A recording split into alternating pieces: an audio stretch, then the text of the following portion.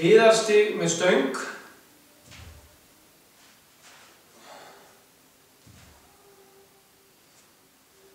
Við verðum að passa upp á að fóturinn snúi beint fram. Þannig að við viljum ekki sjá þetta. Þess vegna fóturinn fyrir að vísa út til hliðar, heldur alltaf beint fram.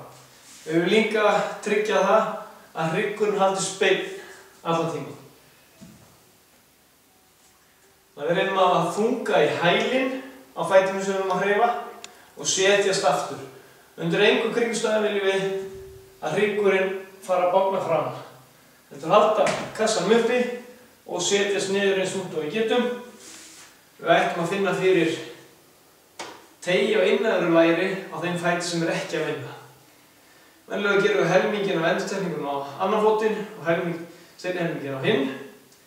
Það erfiðara á vissan hátt að klára annan fótinn fyrst, sérstaklega ef maður með miklar þyngdir. En það eitthvað sem maður getur framþróað leiksimið, hvort maður takir til skiptis hægri og vinstri, eða klári annan fótinn og takir síðan hinn. Ef maður klárar annan fótinn, þá gæti maður vilja hafa það í huga að byrja á veikari fætinum, en ekki alltaf styrkja meira sterkari fótinn. Þetta var hliðarstig með stöng.